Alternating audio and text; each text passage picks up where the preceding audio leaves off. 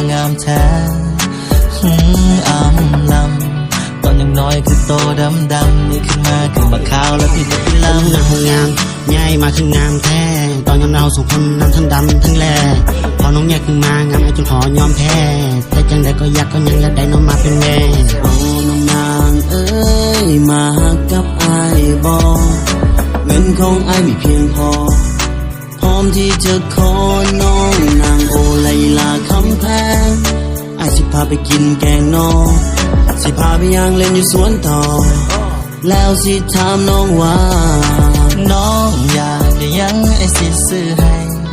ไอ้พร้อมเปน้องถึงใจไอ้ฟ้าบอกมาไว้บอกไอ้มาเลยอยากมีรถไงขับบอก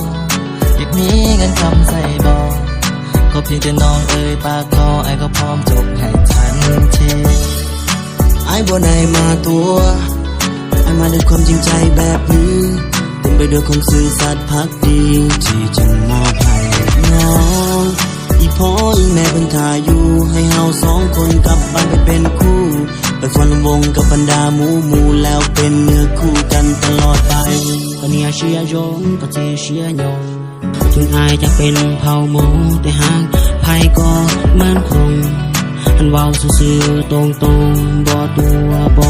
หลอกบ่เกี่ยวว่าส่วนเผ่าใดฮักกันมันขึ้นอยู่ที่ใจถ้าเฮานั้นเฮากันได้จังใดก็ได้ไอ้คนหนึ่งที่กูเป็นคนลาวใต้หน้าตาอาจบ่ดีเท่ากับบ่าวเมืองใหญ่ถ้ามาคบกับไอ้เจ้าจะได้แต่ความจริงใจมาเฮามาฮักกันพอมีความสุขกันตลอดไปไอ้นั่นก็เป็นคนเวียงเกิดอยู่นครหลวงเวียงจันทน์หน้าตาคือคนแข็งหัวพันเพราะว่าพ่อไอ้เป็นคนสำเนียงอันนี้ก็บอกเกี่ยวกันเขามาวันเรื่องความสัมพันธ์มานั่งลงกันไอ้จะถามน้องว่าน้องอยากได้ยังไอ้สิซื้อให้พร้อมเปน้องทั้งใจฟ้าบอกมาไว้บอกไอ้มาเลยอยากมีรถใหญ่ขับบ่อยากมีเงินคำใส่บ่ก็เพียงแต่น้องเอ่ยปากขอไอ้ก็พร้อมจกให้ทันทีไอ้บ่ได้มาตัวไอ้มาพร้อมกับความจริงใจแบบนี้